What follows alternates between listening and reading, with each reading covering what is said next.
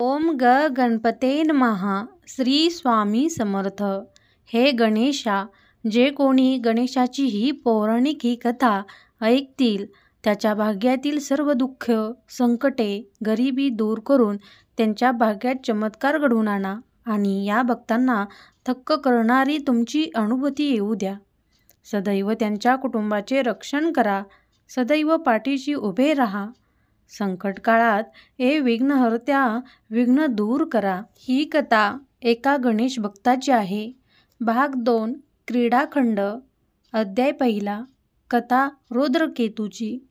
सूत आपल्या समोर बसलेल्या अर्थश्रोत्यांना विनम्र भावे वंदन करून श्री गणेश पुराणाच्या 2 खंडाचे म्हणजेच क्रीडाखंडाचे निवेदन सुरू करताना असे म्हणतात की, सुजन हो, राजा सोमकांचे मन श्री गणेश पुराणाच्या पुढील कथा ऐकण्यास फार आतुर झाले होते.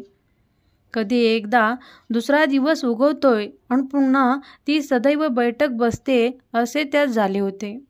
दुसरा दिवस उजाडला. नित्य नैमित्तिक कर्म झाली. पूजा, पाठ, ध्यान, मनन, चिंतन झाले. थोडा फलाहार करून पुन्हा भृंग ऋषींनी राजा सोमकांतसह अर्थश्रोत्यांना सन्मुख घेऊन कथाभाग पुढे चालू केला. भृंग ऋषी सोमकांतास सांगू लागले, हे राजन, श्री गणेश पुराणाच्या 1 खंडा इतकाच हा 2 खंडसुद्धा श्रवणीय आहे. तो अनेक उत्तमोत्तम अशा कथांनी भरलेला आहे. श्री गणेशाने वेगवेगळ्या युगात वेगवेगळी नामे धारण करून अनेक कार्य केले आहेत.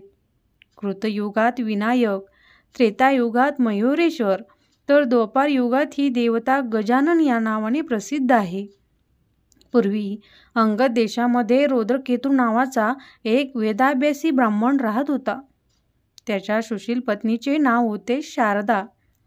या सुशील दाम्पत्यास 2 मुले होती. ती दोन्ही बालकेही जन्मताच अजानभाऊ होती. पित्याने त्या दोघांची नावे अनुक्रमे देवांतक आणि नरांतक अशी ठेवली. आपल्या या दोन्ही पुत्रांना रुद्रकेतूने चांगले ज्ञानी व अभ्यासी बनवले. एकदा अचानकपणे रुद्रकेतूच्या घरी श्री नारद मुनी आले. तेव्हा त्या सरश्रद्ध विप्र दंपतीने मुनीचे पद वंदन करून त्यांचा उचित सन्मान करून त्यांच्याकडून आपल्या मुलांना उत्तम आशीर्वाद लाभावेत, त्यांना चांगले मार्गदर्शन मिळावे म्हणून देवांतक आणि नरांतक यांना देवर्षी नारदांचे पायावर घातले. नारद मुनींनी त्या दोन्ही पुत्रांना शुभाशीर्वाद तर दिलेच, तसेच त्यांनी त्या दोघांनाही आत्मकल्याणासाठी तुम्ही भगवान महादेवाची उपासना करा असा सल्ला दिला. अध्याय 2. देवांतक आणि नरांतकास वर प्राप्ती. देवर्षी नारदांकडून भगवान शिवशंकराच्या उपासनेचा मार्ग मिळाला. तसेच नारदांकडून त्यांना शिवनामाचा उपदेशही मिळाला. त्याच पंचाक्षरी मंत्राचा जप करून त्या दोघांनी घोर तप करण्याचे ठरवले. पिता रुद्रकेतू आणि माता शारदा देवी यांचा मंगल आशीर्वाद घेऊन दोन्ही पुत्रांनी दूरवरच्या एकांत आणि रम्य अशा एका वनात जाण्याचा मार्ग निवडला. दोघांनी एक शांत प्रसन्न जागा पाहून दिव्य तपाचरणास प्रारंभ केला. अनेक वर्ष चाललेल्या त्या कठोर तपोबलाने देवांतक आणि नरांतक याच्यावर भगवान शंकर प्रसन्न झाले.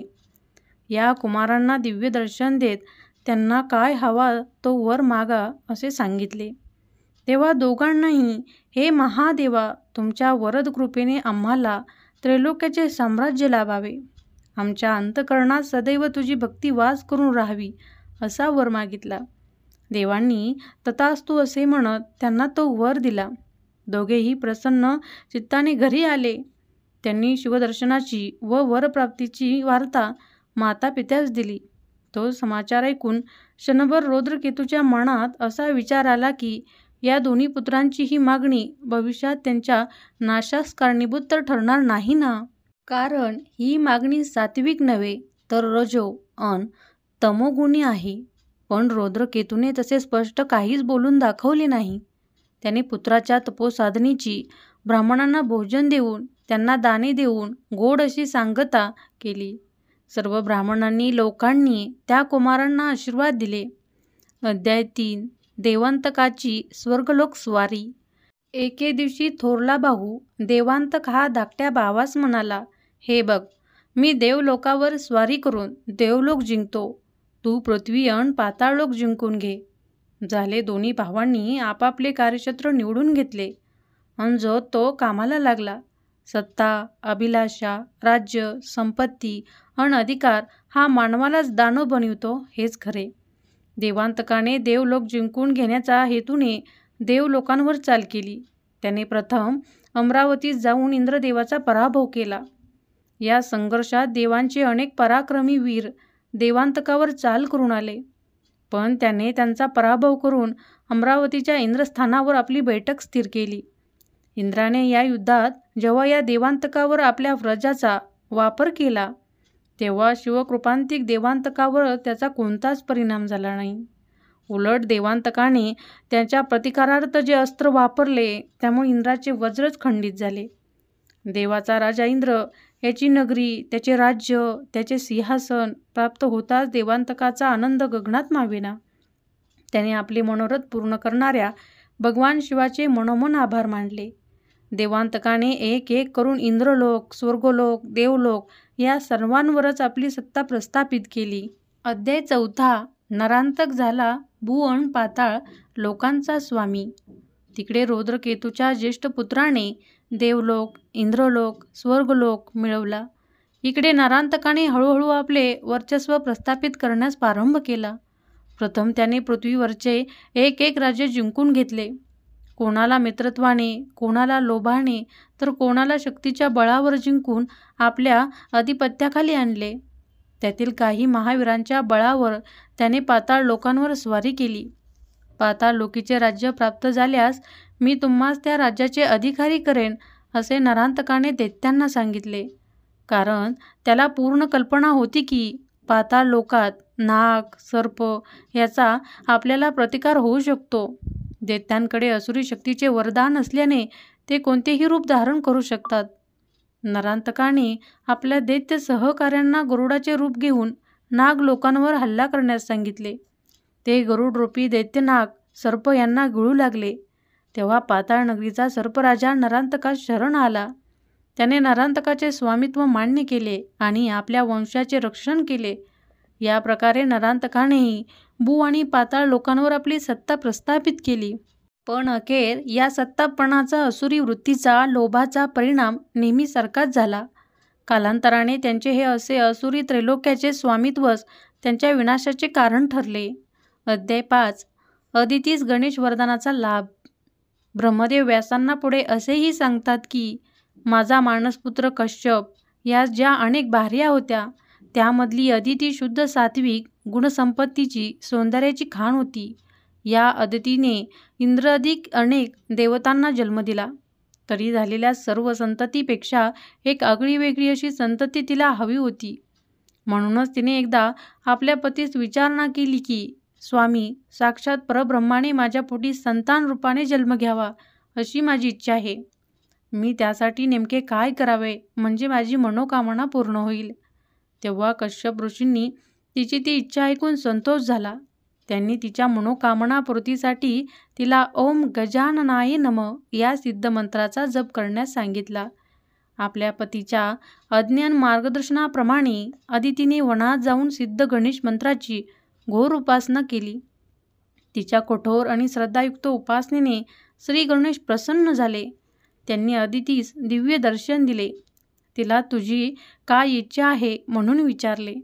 तेव्हा नम्र वंदन करून ती म्हणाली, हे परमात्म्या, माझी अशी इच्छा आहे की तू माझे पोटी पुत्र रूपाने जन्म घ्यावास.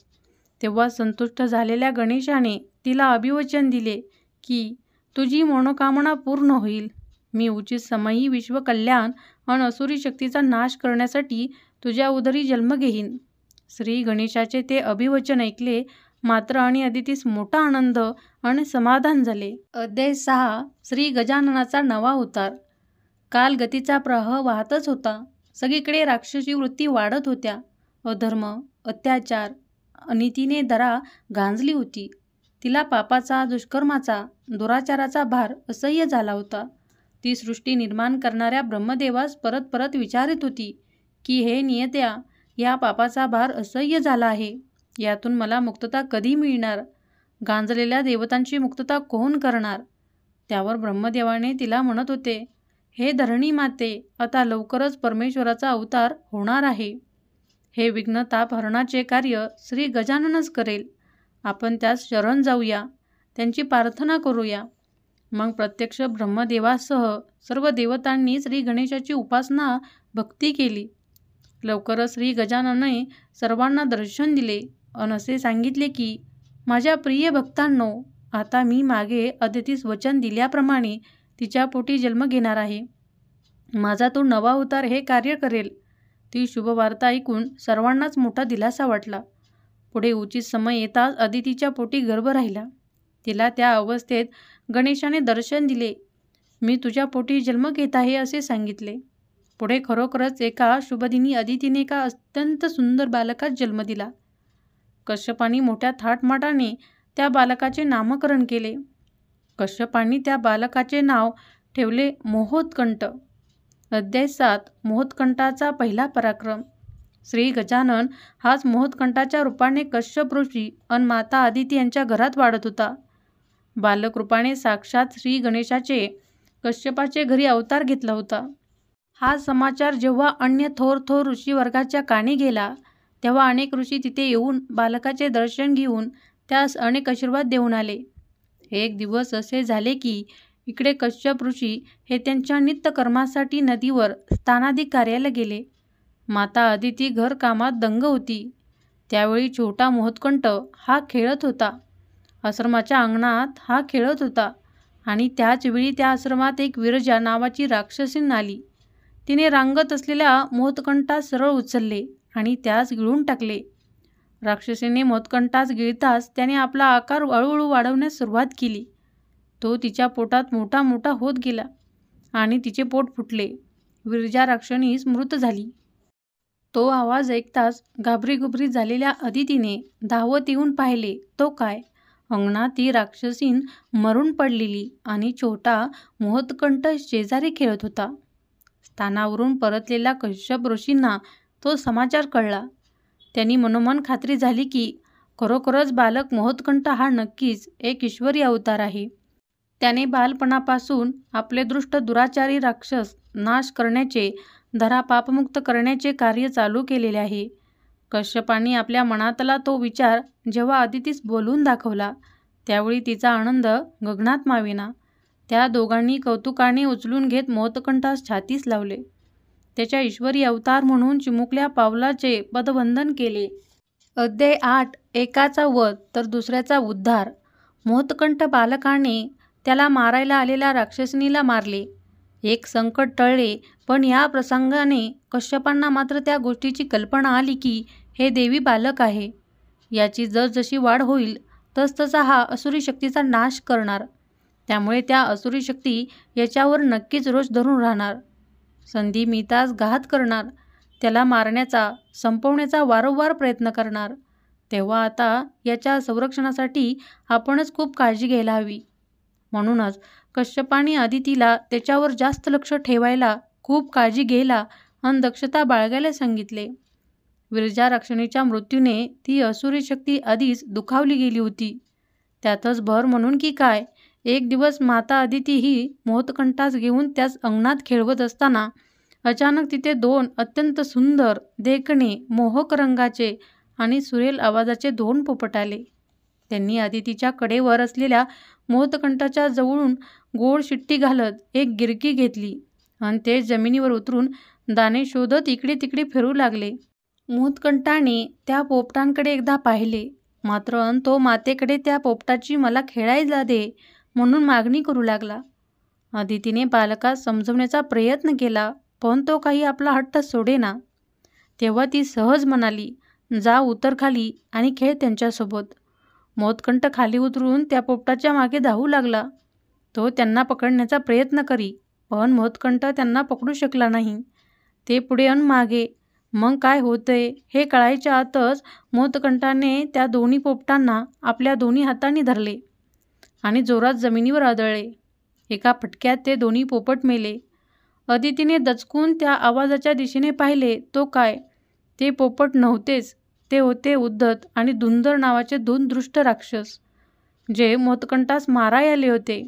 पण इथे तर झाले भलतेच. इथे शिकाऱ्याचीच नेमकी शिकार झाली. असेच एकदा अदिती बालकाला घेऊन स्नानासाठी एका तलावावर गेली. बालक मोहकंठास जवळच बसवून ती जरा पाण्यात गेली. तोच एका मगरीने मोतकंठाचा पाय धरून त्यास पाण्यात ओढायचा प्रयत्न केला. मोतकंठ ओरडला. अदिती मागे वळून पाहते तर एक मोठी मगर त्यास पाण्यात ओढत होती. क्षणभर तिला काय करावे हेच कळेना. तेवढ्यात मोतकंठाने आपल्या दोन्ही हातांनी त्या मगरीस धरले, पाण्याबाहेर ओढले आणि एका पाषाणावर आपटले. मगर मेली आणि दुसऱ्या क्षणी तिथे एक सुंदर गंधर्व निर्माण झाला. त्याने पुढे येऊन, देवा, धन्य तुझ्यामुळे माझा उद्धार झाला असे सांगितले. अदितीच्या तुम्ही कोण या प्रश्नाचे उत्तर देताना त्याने असे सांगितले की तो गंधर्वराज होता. त्याची विवाहसमयी भृंग ऋषींचा योग्य असा सन्मान न झाल्याने त्यांनी त्यास तू मगर होशील असा शाप दिला होता. त्याने शाप मागताच भृंग ऋषींनी असे भाकीत करून ठेवले होते की अदिती पुत्र गणेश रूप मोतकंठाचे हातून मृत्यू पाहून तू शापमुक्त होशील. चित्ररथ गंधर्वाने आपली ही माहिती देताच माता अदितीस खूप आनंद झाला.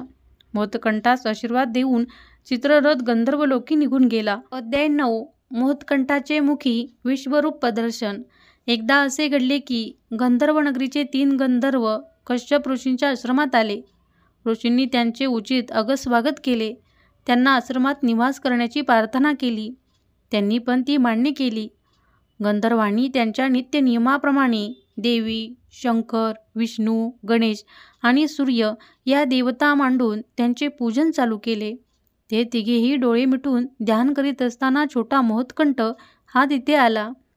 त्याने ते 5 देव उचलले आणि दूर फेकून दिले. गंधर्वाने डोळे उघडून समोर पाहिले. तो काय, 5 एकही देव समोर नाही. मूर्ती गायब आणि समोर मोहतकंठ मात्र उभा. कश्यपांनी त्याला देव कुठेत म्हणून विचारले. त्याने काही माहीत नाही या अर्थाने नकारार्थी मान हलवली. बरं असे सांग ना असे म्हटले तर तो बोलायलाही तयार नाही. इकडे गंधर्वांनी तर आमच्या देवतांच्या मूर्ती मिळाल्याशिवाय, पूजा पूर्ण झाल्याशिवाय आम्ही पाणी घेणार नाही असे सांगितले. मातेने फारच आग्रह केला, रागवली, शिक्षेचा धाक दाखवला. तसे मोहतकंठाने आपला आग केला आणि त्यात गंधर्वासह सर्वांना विश्वरूप दर्शन घडविले. त्यावरून गंधर्वांना त्या देवी अवताराची कल्पना आली.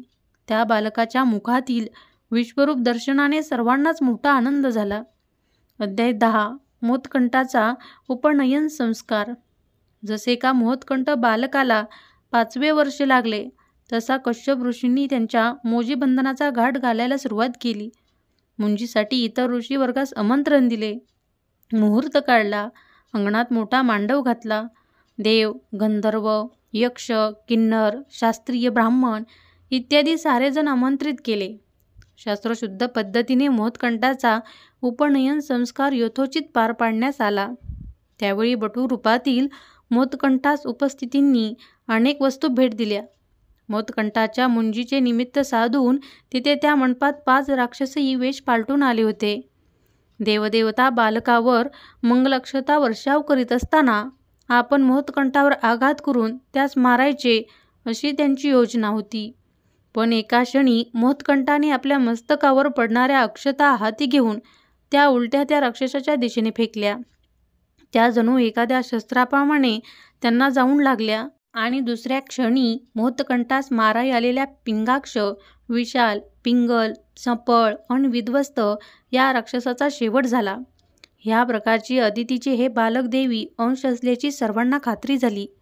सर्वांनी मोहतकंठाच्या नावाचा एकच जयजयकार केला. कश्यपांनी मोहतकंठास गायत्री मंत्राचा उपदेश केला. ब्रह्मदेवाने त्यास आपल्या दिव्य कमंडलूतील तीर्थ दिले. एक सुगंधी असे कमलपुष्प भेट दिले.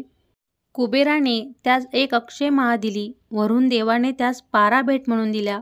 विष्णूंनी परशु तर शंकराने त्या बालकाला त्रिशूल आणि डमरू भेट दिला. खरे म्हणजे या दिव्य पराक्रमी ईश्वरी अवतारास सर्व देवदेवता भेट देत असताना, त्याचे वटरूप दर्शन घेत असताना एकटा इंद्र हा मात्र मी देवांचा देव आहे, देवेंद्र आहे, मी याची का पूजा करायची, याचे का दर्शन घ्यायचे अशा गर्वाने विचार करून या सर्वांपासून दूर होता.